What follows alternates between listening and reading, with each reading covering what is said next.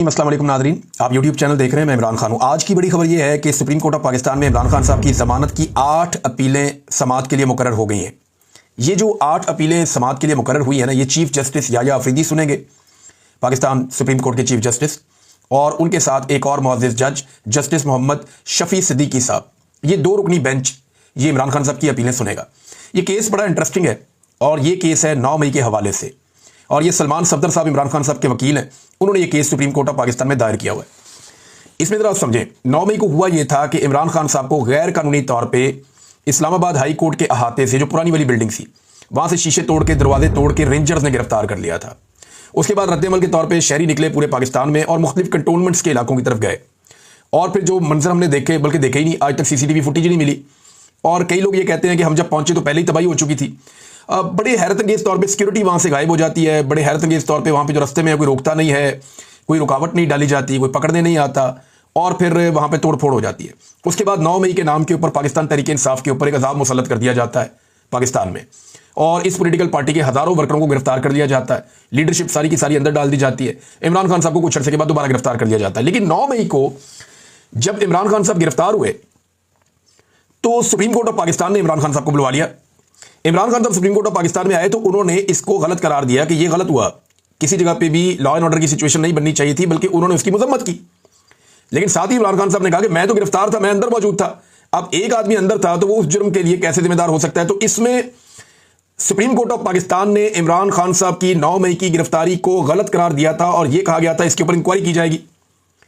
और जो high court है इस्लामाबाद की, उन्होंने भी कहा था इसके ऊपर इंक्वायरी करेंगे। अब इंटरेस्टिंग बात यह है कि 9 मई के लगभग 2.25 साल के बाद यह केस वापस जा रहा है सुप्रीम कोर्ट ऑफ पाकिस्तान में। अब वही चीफ जस्टिस ऑफ पाकिस्तान वो चेंज हो गए हैं। इसके बाद एक और चीफ जस्टिस आया, फिर एक और बंदयाल साहब थे, फिर कादी साहब आए, और अब याया अफरीदी साहब हैं। अब उनके सामने मामला जाएगा तो वकील पहले तो यह मामला उठाएगा, जनाब इमरान खान को 9 मई को गिरफ्तार किया गया हाई कोर्ट इस्लामाबाद के अहाते से, गैर कानूनी गिरफ्तारी थी, और सुप्रीम कोर्ट ने अपने ऑर्डर में कहा था कि यह गैर कानूनी गिरफ्तारी है, इनको रिहा किया जाए। तो पहले तो आप यह बताएं कि जनाब वो गैर कानूनी गिरफ्तारी के ऊपर अब तक क्या एक्शन हुआ। इस्लामाबाद हाई कोर्ट से भी पूछा जाएगा, जनाब आपने 2.25 साल में कौन सा इंसाफ फराम किया कि जिन लोगों ने इमरान खान साहब को, साबिक वज़ीर आज़म को घसीट के गैर कानूनी तौर पे टॉर्चर करके गिरफ्तार किया, जिन मनाजर की वजह से पूरे पाकिस्तान में आग लगी, वो लोग जो रिस्पॉन्सिबल है वो कौन लोग हैं और ये किसने किया था? एक तो मामला ये उठेगा। दूसरा, ये जो पूरा का पूरा पोस्टमार्टम जो ऑलरेडी हो चुका है 9 मई के मुकदमात का, कि एक पुलिस वाला सोफे के नीचे छुप गया, एक पुलिस वाला छोटी सी टेबल के नीचे छुप गया, और इमरान खान साहब के घर के अंदर दाखिल भी हो गए, और उन्होंने सारी साजिश सुन के इमरान खान साहब पे केस भी बना दिया। अब उन पुलिस वालों को साबित करना पड़ेगा। मेरे ख्याल में सलमान जो साहब जो हैं, सलमान सफदर साहब, उन्हें चाहिए कि इमरान खान साहब के जमान पार्क वाले घर से वो सोफा और वो छोटी टेबल, ये दोनों चीजें उठा के सुप्रीम कोर्ट ऑफ पाकिस्तान में ले जाके चीफ जस्टिस ऑफ पाकिस्तान के सामने रख दें, और उन्हें कहें सर ये वो टेबल है और ये वो सोफा है, ये 2 पुलिस वाले इनको कहें इनके नीचे छुप के दिखाएं, ताकि हम देखें ये इनके नीचे कैसे छुपते हैं। प्रैक्टिकली जरा उन्हें कहें छुप के दिखाएं, सारा केस वहीं खत्म हो जाएगा। नंबर 1, यानी जो टेबल वहां पड़ी हुई थी ना, वो टेबल उठाएं और उठा के जाके वहां रख दें कि जनाब ये वो टेबल है जो इमरान खान साहब के वहां पे कमरे में, बेशुमार वीडियो है ना, तो वो सारी टेबल्स नजर आती हैं। रोजाना वीडियो बनती थी, वहां पे लोग अंदर आते थे अपने मोबाइल से, दूसरे भी वीडियो बनाते थे, वो कैमरामैन भी था, वो सारा फिल्माया हुआ वो जगह। वो जो वहां पे टेबल्स थी वो ले जाके सुप्रीम कोर्ट ऑफ पाकिस्तान में रखें, और पुलिस वाले को बुलाकर कहेंगे जनाब इसके नीचे घुस के आप दिखाएं, छुप के दिखाएं। अगर ये छुप गया तो ठीक है। दूसरा, हर जगह पे इन्होंने तादाद अलग बताई है। लाहौर में कुछ और है, गुजरावाला में कुछ और है, फैसलाबाद में कुछ और है, सरगोदा में कुछ और है। हर जगह पे साजिश के दौरान लोगों की तादाद अलग बताई, ये भी ये गलती है। तीसरा, वो पुलिस वाला उस दिन ड्यूटी पे नहीं था, भागा हुआ था, उसके खिलाफ रिपोर्ट लिखी हुई है। जिस दिन वो कह रहे थे कि मैंने जाके साजिश ये पकड़ी है, उस दिन वो ड्यूटी पे नहीं था। पांचवा, जो तफ्तीशी है वो कभी उस जगह पे ही नहीं गया, उस जगह पे वो तफ्तीशी कभी गया ही नहीं जिस जगह पे ये वकूआ वो कहते हैं हुआ है। और वो जो जाए वकूआ है, इमरान खान साहब का घर जिसके बारे में वो कहते हैं, उसका नक्शा भी उनके पास नहीं है। उनको ये आइडिया ही नहीं है कि इमरान खान साहब का कमरा किस तरफ है, दरवाजा किस तरफ है, सोफा किस तरफ है, कुर्सी किस तरफ है, और वहां का कोई उन्होंने दौरा भी नहीं किया, तफ्तीशी वहां गया ही नहीं। इतने ज्यादा लकूनात हैं, लेकिन इसके बावजूद इमरान खान साहब को सजा होगी। अब सुप्रीम कोर्ट ऑफ पाकिस्तान में गया मामला, ये नहीं वहां जमानत मुस्तरद होगी ना, सुप्रीम कोर्ट ऑफ पाकिस्तान में ये जमानत का मामला गया है। अब जजों का बहुत बड़ा इम्तिहान आ गया।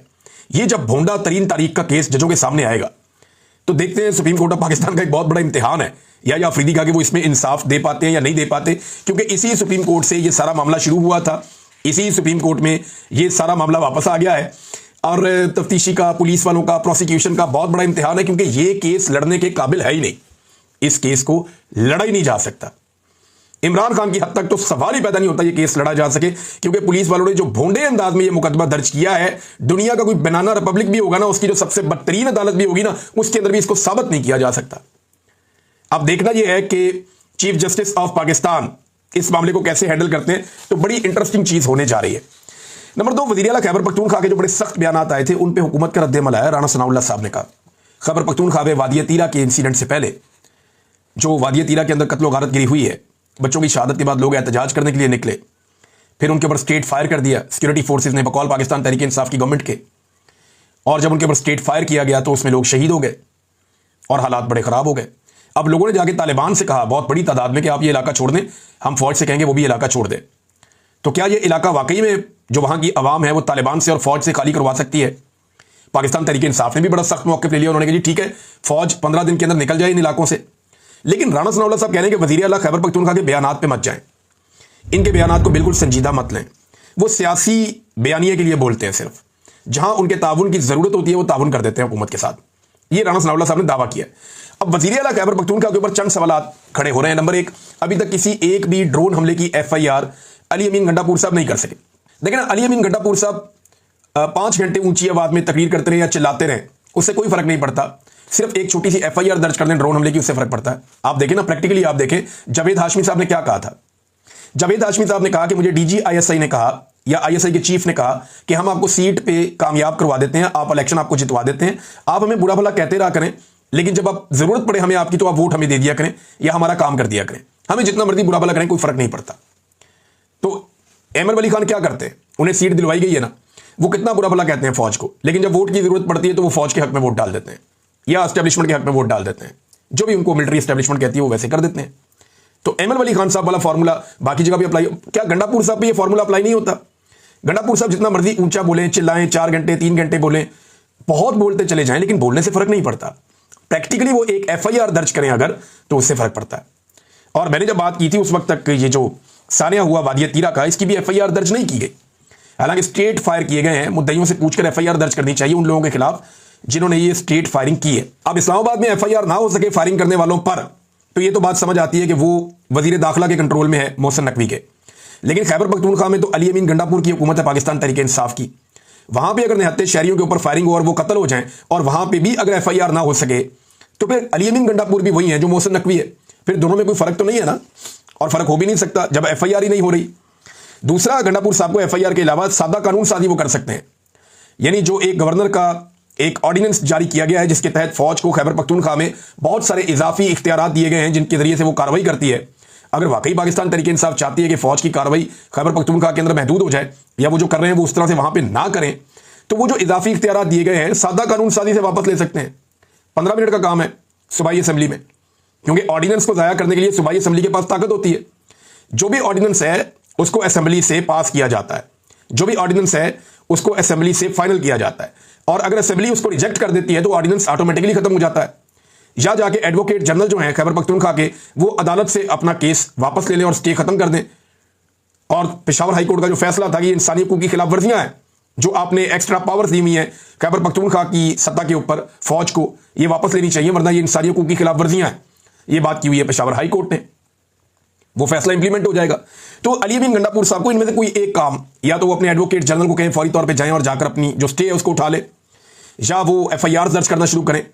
ये भी वो अभी तक नहीं कर पाए, ना ड्रोन हमलों की ना बाकी चीज़ों की। और सादा कानून साजी के जरिए से वो फौज को मिले हुए इजाफी इख्तियारात भी वापस ले सकते हैं। और एक और चीज़ कर सकते हैं कि खैबर पख्तूनख्वा की मादनियात के हवाले से जितनी भी माइनिंग हो रही है उसका एक ऑडिट करवा सकते हैं और बता सकते हैं किस किस को बगैर टेंडर के ठेका मिला है और कौन कौन इसके अंदर मुलव्विस है और कहां कहां ये चीजें जा रही हैं और कितने पैसे के मादनियात यहां से निकाले गए, कितनी माइनिंग हो चुकी है। ये सारी चीजें करें तो फिर समझ आ जाएगी कि अली अमीन गंडापुर साहब वाकई इस काम पे लगे। नाज़रीन, जो लोग मौजूदा हुक्मरानों को महात्मा बनाकर पेश कर रहे थे या इनको लेकर आ रहे थे जब कि जनाब ये बहुत अच्छे हैं, ये कर देंगे वो कर देंगे, डार साहब आ गए, हुनैन कर देंगे, मियां नवाज शरीफ वापस आ गया, पाकिस्तान की किस्मत बदल देगा, एस्टैब्लिशमेंट और नवाज शरीफ की गेम उठा रहे थे, वो लोग अब बहुत मायूस दिखाई दे रहे हैं। बल्कि मैं एक चीज ऐसी नोट कर रहा हूं कि हमारे यहां पे 2 तरह के सहाफियों का इकट्ठ हो गया था। एक वो सहाफी जो PDM की जमातों के करीब है, कोई ये समझता है कि पीपल्स पार्टी पाकिस्तान के मसाइल का हल है, कोई समझता है ANP, कोई फजलुर रहमान साहब की पार्टी को पसंद करता है, किसी को जमात इस्लामी में या किसी को मुस्लिम लीग नून के अंदर पाकिस्तान की बका नजर आती है। अपनी अपनी सोच है और ये अच्छी बात है, सबकी सोच अपनी अपनी होनी चाहिए। तो पीडीएम के जमातों के जो सहाफ़ी हैं वो और जो एस्टेब्लिशमेंट के करीबी या टाउट सहाफ़ी हैं वो, इन सबका मैंने देखा कि एक इकट्ठ हो गया था गुज़िश्ता 2-3 सालों में, और ये सब इकट्ठे होकर पै जाते थे इमरान खान साहब को या उनके हमायती मीडिया को या जो उनकी आवाज़ सुनाने वाला मीडिया उसको, तो ये सारे इकट्ठे होकर पड़ जाते थे। तो एक बड़ा ज़बरदस्त इकट्ठ था एस्टेब्लिशमेंट के सहाफ़ियों में और पीडीएम के जमातों के सहाफ़ियों में। अब मैं ये नोट कर रहा हूँ गुज़िश्ता चंद दिनों से, और ये कुछ 1-1.5 हफ्ते की बात है, कि इन दोनों तरह के सहाफ़ियों के अंदर दोबारा इख्तलाफ पैदा होना शुरू हो गया। ये बड़ी अजीब बात है। यानी जो पीडीएम की जमातों के सहाफ़ी हैं वो अब एस्टेब्लिशमेंट के ऊपर इल्ज़ामात लगाना शुरू हो गए हैं कि सारे इख्तियारात तो इनके पास हैं, चीज़ें तो ये कंट्रोल करते हैं, सियासतदान तो बदनाम, वो अपनी बातें कर रहे हैं इस किस्म की।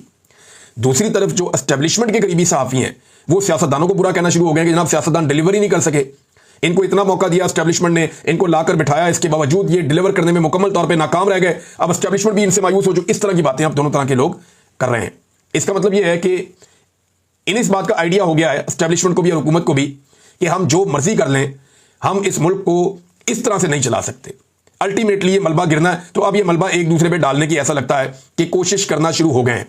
कामरान खान साहब का आपने ट्वीट पढ़ा होगा, उनका बयान देखा होगा, जिसमें उन्होंने कहा कि ताजिर जो हैं उनको आर्मी चीफ बड़ा अच्छा चलाते हैं, मईशत को आर्मी चीफ बड़ा अच्छा करते हैं, ये सब। वो आर्मी चीफ की जमीन आसमान के कलाबे में लाने के बाद उन्होंने सियासतदानों को बुरा भला कहना शुरू कर दिया। इसकी एक मिसाल है सोहेल बड़ाइच का एक हालिया कॉलम है जिसमें उन्होंने बड़े साहब कह के आर्मी चीफ को मुखातिब किया कि जनाब वो न्यूट्रल रहना चाहते हैं लेकिन उनको मशवरे ये दिए जा रहे हैं।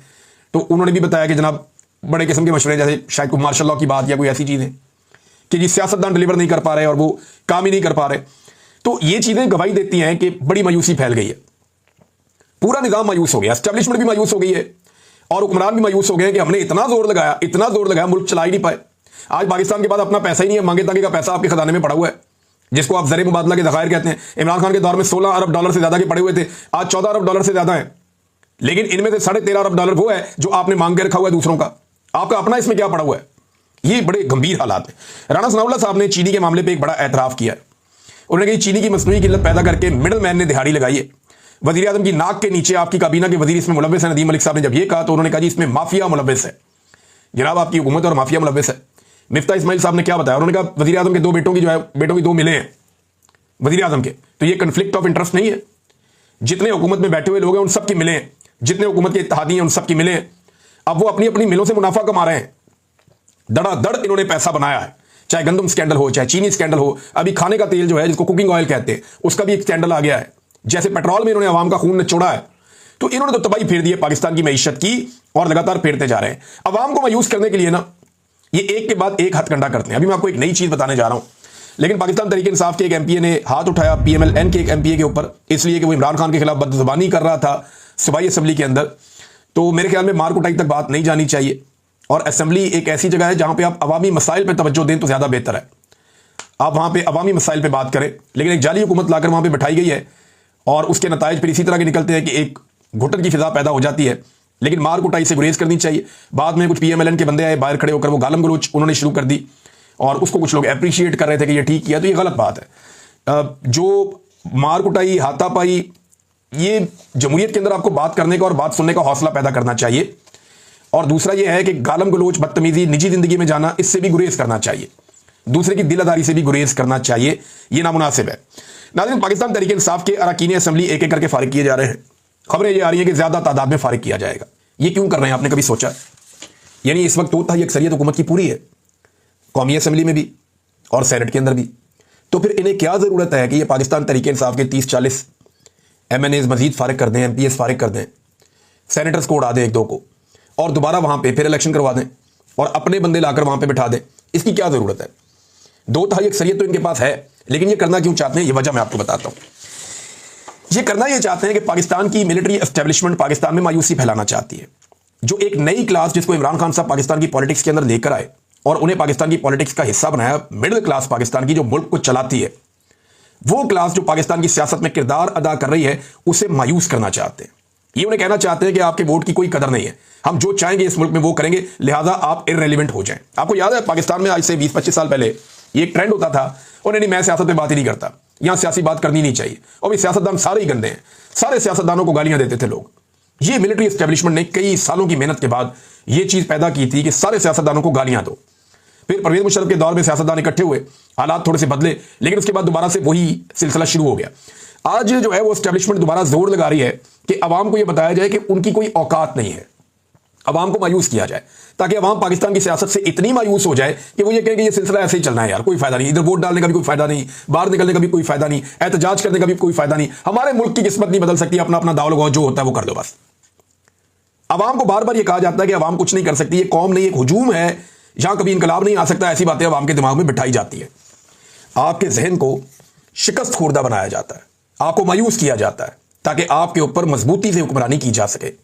पाकिस्तानी बिल्कुल कमजोर कौम नहीं है, पाकिस्तानी बिल्कुल फारिग कौम नहीं है, पाकिस्तानी एक मजबूत कौम है, पाकिस्तानी बड़े शानदार लोग हैं, पाकिस्तानी अपना हक लेना और अपना हक छीनना जानते हैं। हमारी कौम है, हुजूम नहीं है। हम बहुत सारी चीजों में पहले ये साबित कर चुके हैं और आइंदा भी साबित करेंगे। मेरी तमाम पाकिस्तानियों से एक गुजारिश है कि जितना मर्जी ये सिलसिला चलता रहे, आपके ऊपर ये जबर करते रहे, आपसे सीटें छीनते रहे, आपके वोट की तौहीन करते रहे, लेकिन आप अपने वोट की तौहीन के बावजूद बार बार खड़े होइएगा, क्योंकि ये आपका फर्ज भी है। एक मुल्क में आप रहते हैं ना, आपका भी एक फर्ज है। आपने मायूस नहीं होना, बस आपने दिल नहीं छोड़ना। एक दिन आएगा ये पूरा का पूरा सिस्टम आपके कदमों में सरेंडर करेगा।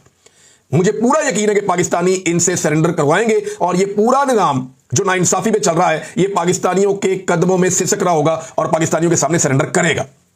हम हुजूम नहीं हैं, हम कौम हैं और हम साबित करेंगे, ये वक्त आएगा। और हमने साबित किया है, बार बार साबित किया है। नाज़रीन, और मेरे पास खबरें हैं यहां पे आपको देने के लिए, इंटरनेशनल फ्रंट से बड़ी इंपॉर्टेंट खबरें हैं। लेकिन एक आखिरी खबर पे मैं यहां पे इख्तिताम कर लेता हूं, फिर बाकी चीजें आपको नेक्स्ट वीलॉग में बताऊंगा। हम्माद अजहर साहब ने एक ट्वीट करते हुए बताया कि उनके घर के ऊपर बार बार रेड्स किए जा रहे हैं, या रेड नहीं किए जा रहे, यानी पुलिस को बाहर भेजा जा रहा है, पुलिस यहां पे चेकिंग करती फिर रही है। अभी उनके वालिद की कब्र की मिट्टी गीली है, फॉर गॉड सेक। यार, उनके वालिद का इंतकाल हुआ, वो पाकिस्तान का एक इज्जतदार आदमी था, वो पाकिस्तान का एक ऐसा सियासतदान था जिसने लंबा अरसा पाकिस्तान में सियासत की है और आप उसके ऊपर कीचड़ नहीं उछाल सकते। उसने बहुत सारी मरतबा बहुत सारी अपॉर्चुनिटीज को छोड़ा भी है। अगर आप मियां अजहर की सियासत के बारे में पढ़ें या गौर करें तो उन्होंने कुछ ऐसे मौके उन्हें जिंदगी में मिले जैसे मौके सियासतदानों को मिलते हैं, तो वो एक दूसरे की टांग खींच देते हैं, लेकिन उन्होंने ऐसा किया नहीं। नवाज शरीफ साहब ने भी उनको एक ऐसी ऑफर दी थी, उन्होंने इनकार कर दिया था, जिसपे नवाज शरीफ साहब से उनकी बिगड़ गई थी। तो मियां अजहर साहब एक अच्छी शख्सियत थे और अब उनके बेटे लिखते हैं कि मेरी रिहाइशगाह पर पुलिस अफराद की बार बार आमद, 3 पुलिस के डाले भी अभी घंटा पहले आए और मुलाजमीन से पूछगछ करते रहे। ये ज्यादती है, इस वक्त ये नहीं करना चाहिए। हम्माद अजहर भी यहीं पे है, पाकिस्तान तहरीक इंसाफ भी यहीं पे है।